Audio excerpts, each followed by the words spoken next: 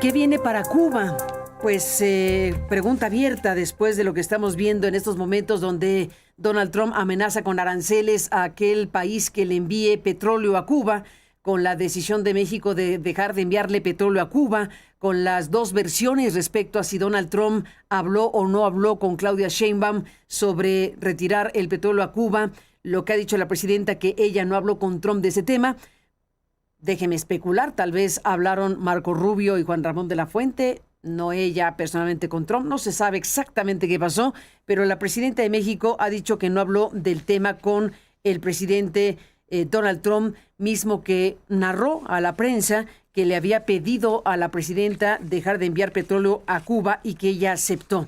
Y estas declaraciones suyas de estos días en donde dice que Cuba caerá sola, que el régimen de Cuba caerá solo, y bueno, pues hay muchas preguntas abiertas sobre lo que viene para Cuba en un contexto como este. Le agradezco mucho a Ricardo Pasco, que en su momento fue embajador de México en Cuba, que me tomes la comunicación, Ricardo, para hablar precisamente de lo que estamos viendo. Bienvenido al programa y gracias por estar aquí. Con mucho gusto, Carmen. Buenos días. Buen día. ¿Cómo ves el paquete completo? Porque varios elementos informativos están coexistiendo. ¿Qué te dice todo esto? Petróleo, Cuba, quién dijo qué y todo lo que estamos aquí comentando. Bueno, primero sobre el asunto de quién dijo qué, en realidad me parece irrelevante porque es una discusión que encubre otra situación. Yo coincido contigo, es posible que directamente Trump y la presidenta Sheinbaum no hayan comentado el asunto, pero le llegó el mensaje de Trump de qué es lo que quería, sin duda alguna. Y esto es así, Carmen, porque México ya dejó de enviar petróleo. Esto es lo más importante de toda la discusión. Ya dejamos de enviar petróleo por las presiones evidentes de la Casa Blanca con relación a otros temas que no sabemos exactamente cuáles son, pero podríamos especular que no son solamente sobre la negociación del TEMEC, que dice Marcelo Ebrard que va viento en popla y no habría por qué pensar que ese es un caso, digamos, un casus belli, la negociación del TEMEC, sino otros temas que pueden tener que ver con criminales dentro del gobierno de México, que Estados Unidos le está pidiendo que entregue y que México no quiere entregar. O sea, hay una serie de especulaciones que uno podría tener.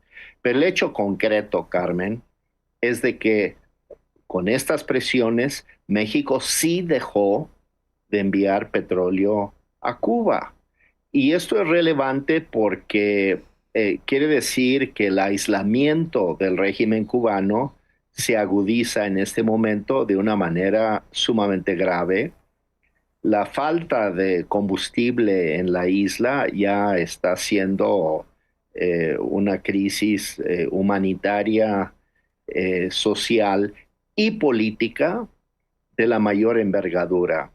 Estamos hablando, Carmen, en realidad del colapso del régimen cubano, como nunca se había visto y que tiene a la zona de América Latina y ciertamente Estados Unidos al exilio cubano Miami, todos a la expectativa.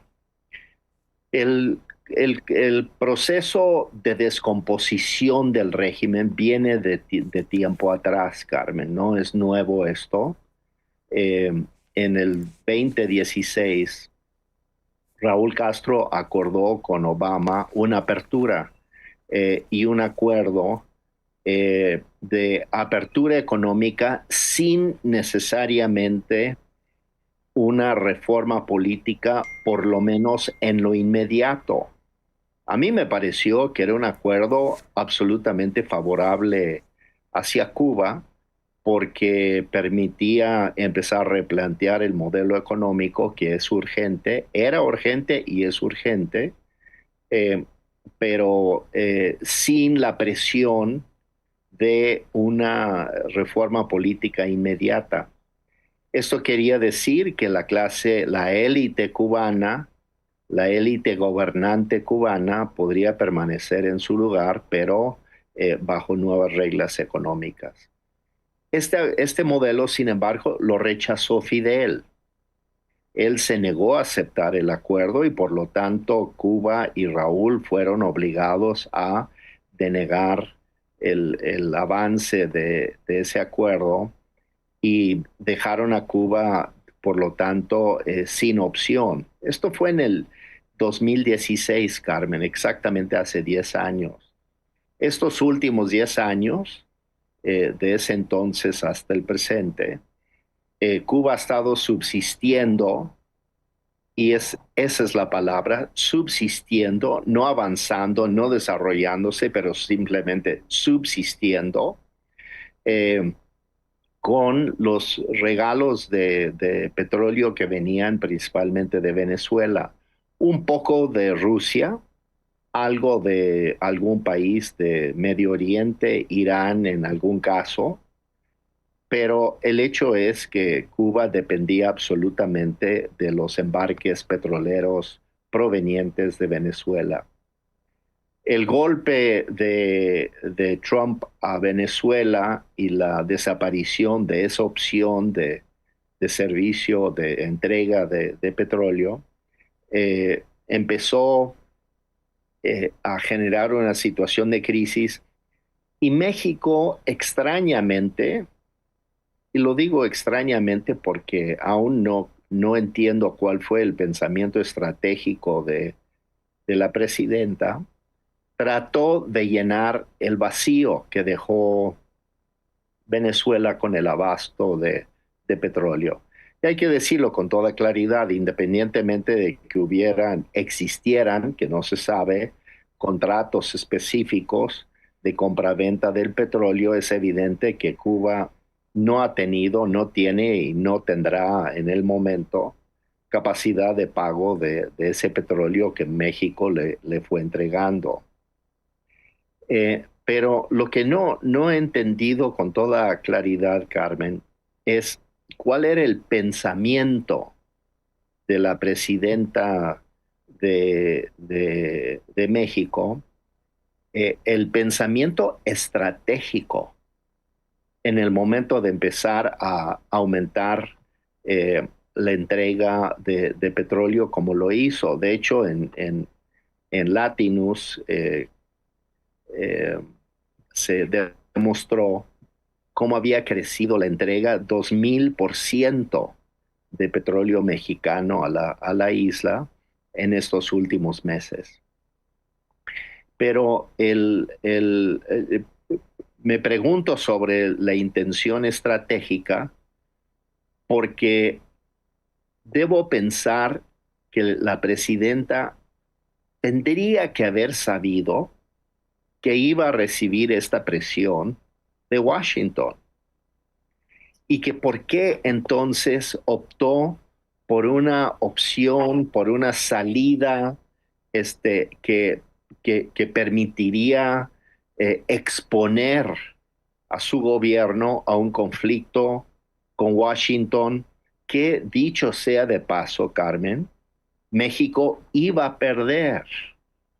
Por eso digo, no entiendo el pensamiento estratégico ni cuál era la idea de este planteamiento, porque lo que ha quedado claro ahora es una humillación de la presidenta y de México, porque ¿qué es lo que sucedió? Lo que estamos viviendo en tiempo real es que Washington presionó a México y obligó a México a ya no enviar petróleo. ¿Acaso no sabían los estrategas en Palacio Nacional que esto iba a suceder, que era demasiado arriesgado y que habría que tratar de plantear, en todo caso, el tema cubano en otro contexto? Pero me sorprende porque lo que veo es que hay un pensamiento político estratégico confuso en Palacio Nacional, donde por un lado creen en sus propias canciones revolucionarias de los años 60, en su idealismo estudiantil, diría Lenin, el infantilismo de izquierda, de que podían hacer lo que quisiesen siendo poderosos en México, y a la mera hora se topan con la realidad de cuál es la verdadera circunstancia, no solo de Cuba, de México, frente a la agresión, frente a la agresividad y frente a la determinación de Washington de operar un cambio profundo en la zona, en la cuenca del Caribe que estamos viviendo, empezando por lo que han hecho en Venezuela.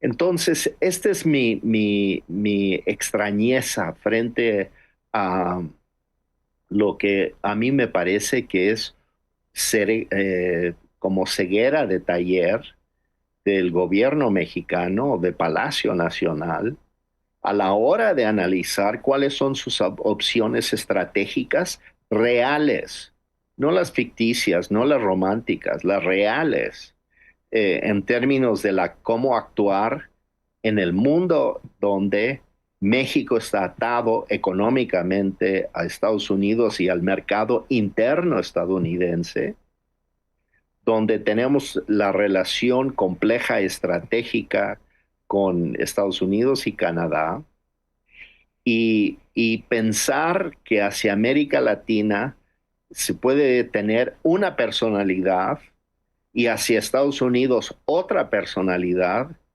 es, bueno, amerita en todo caso un buen psiquiatra o psicoanalista para entender cómo es que creen que existe este ser dividido y que no existe, porque esa es la fantasía, no existe. El mundo real es uno en toda su complejidad, sin duda alguna. Pero frente a esto, Carmen, me parece que México se llevó un golpe político que nos humilla como país, es decir, que después de empezar a enviar enormes cantidades de petróleo de un día a otro, cortamos ese envío por presión de Washington. No se admite, no se reconoce públicamente, no se quiere decir cuál es la verdad de la circunstancia, pero esa es la verdad. Y entonces da la impresión de que los estrategas en Palacio Nacional de verdad no tienen los pies puestos sobre la tierra, están aún en una etapa de fantasía romántica sobre la izquierda latinoamericana, misma que lo vemos con los resultados de la elección en Costa Rica el día de ayer, pues la izquierda está absolutamente a la defensiva, en vías de una desaparición relativa, y México va quedando solo, con su idealismo, con su romanticismo, con su espíritu estudiantil, pero que no tiene correspondencia con la realidad, Carmen. Y todo esto me parece preocupante porque como corolario a todo este proceso, es evidente que la dirección política cubana está discutiendo una negociación con Estados Unidos para encontrar la salida a su situación, que es que la isla está parado en un abismo, en un precipicio. No tiene salida, ya no tiene aliados, está aislado y está tan aislado, un poco menos, un poco más, pero tan aislado como México en tanto referente de izquierda. Rusia no viene a salvar a Cuba porque no puede, porque su flota negra de buques petroleros está bajo asedio y ya están tratando de salvarse a sí mismos ante los ataques permanentes y diarios de los drones ucranianos. Irán está envuelto en su crisis interna y ya no está abasteciendo petróleo significativamente, tampoco a través de sus flotas petroleras negras o ilegales. Y entonces Cuba está verdaderamente aislado. Y en ese sentido, en vez de México plantearle a Cuba una opción de negociación y de salida, eh, México trata heroicamente de suplir el petróleo venezolano hasta que fue ahora ofendido e humillado por la Casa Blanca. Estoy seguro, Carmen, que la élite cubana está, por lo menos una parte importante, negociando con Washington. No sé en qué closet, en qué rincón, en qué bar, en qué barrio, de qué país, Sí. pero están hablando porque ellos saben cómo hacer eso. Fidel trató de pactar con Clinton y él fracasó. Eh, Raúl pactó con Obama, pero Fidel lo echó para abajo por celos hasta personal con su hermano. Pero siempre hay un sector de la élite cubana dispuesta a negociar. Hay otro sector que no, porque hay otro sector que en realidad se ha enriquecido con la economía cerrada. Han hecho negocios familiares siendo dirigentes de las empresas estatales y se han enriquecido con eso. Esos son los duros del partido que no quieren la apertura. Pero hay otros que saben que la apertura es inevitable bajo alguna modalidad. Ojalá, y han de estar pensando esto, ojalá hubieran aceptado la propuesta de Obama, que era mucho más gentil de lo que les está ofreciendo Trump y Rubio, Marco Rubio, porque ahora sí vienen los republicanos con ganas de no solamente un cambio económico, sino un cambio político en serio en Cuba. Y eso, esto es, insisto, 10 años después del acuerdo de Obama con Raúl Castro. Ahora están en la encrucijada, Carmen, y me parece que difícilmente van a salir fácilmente librados de este asunto y han de estar preocupados y buscando, entre otras cosas, como parte importante para ellos en lo personal y como clase élite de la gobernanza cubana, un modelo de amnistía, amnistía para ellos y para sus familias, porque todos están demandados en cortes internacionales, o muchos de ellos. Hay muchas acusaciones legales. Y yo me pregunto cuál será la tolerancia de Miami, del exilio cubano, a un acuerdo tipo conciliatorio como lo que hizo Trump con Venezuela. Yo no veo tanto espacio para esa cuestión, el exilio cubano mucho más añejo, mucho más organizado, tiene sed de venganza y va a presionar mucho para que caigan cabezas y mucha gente recuerda los fusilamientos de familiares y de lo que ellos evalúan como los grandes abusos de la Revolución Cubana. Entonces, es una situación muy compleja que estamos viendo en realidad en tiempo real. Trump dice que ya están hablando con alguien de la isla, no aclara más, como tampoco aclaró mucho su conversación con Claudia, pero puede ser lo mismo. Cuando dice que están hablando, quiere decir que hay algunos intermediarios hablando. Eh, yo me imagino que la gente alrededor de Raúl Castro y de su hijo y de algunos elementos de las Fuerzas Armadas cubanas estarían involucradas en esta discusión, buscando sus opciones de salida, eh, que podría, entre otras cosas, ser simplemente que huya la clase dirigente cubana de la isla, viendo que no hay una salida muy cómoda para ellos, que huyan hacia otras latitudes, un poco como lo hizo el presidente de Siria, Assad, en su momento, que ahora vive en Moscú. Pero la clase dirigente cubana es mucho más sofisticada, realmente tienen mundo, han estado involucrados en muchos procesos internacionales muy complejos y creo que ellos tienen por lo menos la capacidad de idear y de entender un proceso de negociación aún en condiciones muy desventajosas como las que tienen ahora.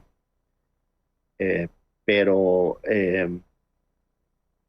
no sé cuál sería el consenso interno, porque si los duros que acompañaron a Fidel para rechazar la oferta de Obama,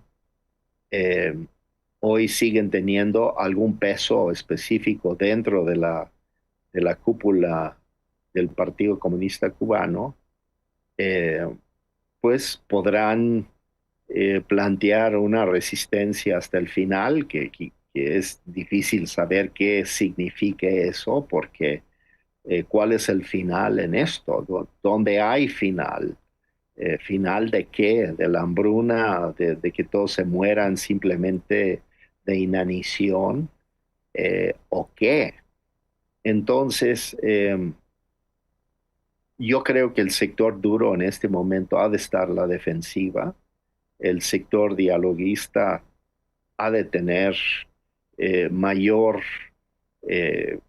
capacidad de estar ideando opciones y salidas. Todo esto, por cierto, al margen de México, porque México, que antes era un interlocutor válido, hoy ha dejado de hacerlo precisamente por su inclinación ideológica totalmente a favor de no del pueblo cubano, pero sí de la clase política cubana, de la dictadura cubana. Y esto ha anulado el papel que pudiera o debiera haber jugado México en todo este proceso, especialmente por este arrebato, insisto, estudiantil de mandar millones de barriles a Cuba sin contemplar cuáles iban a ser las consecuencias, incluso relativamente rápidas, ¿no?, de sus acciones.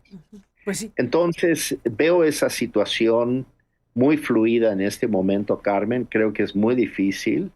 Lo que sí te puedo decir es que estamos ya viviendo los últimos días del régimen cubano como se le ha conocido desde 1959.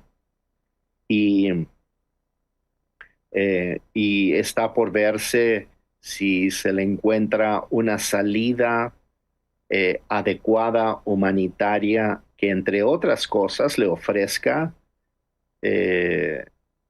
una salida al pueblo cubano, no solamente a la élite política que gobierna la isla, sino al pueblo cubano que está viviendo una situación verdaderamente desesperante, Carmen.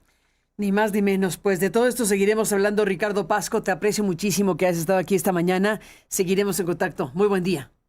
Muy buen día, muchas gracias. Gracias, Ricardo, por este análisis amplio del tema Cuba. Y pues sí, brevemente digo que Morena emitió un comunicado donde se solidariza con el pueblo cubano y hace un llamado a la paz o por la paz y la defensa de la dignidad latinoamericana. Hay otro comunicado de ayer del gobierno federal que dice el envío de petróleo a Cuba se resolverá por la vía diplomática. Mientras tanto, se enviarán otros productos fundamentales para la isla, dice la presidenta de México. Y por otro lado, bueno, pues el gobierno de Cuba diciendo que estos aranceles y este bloqueo petrolero pues va a generar un genocidio.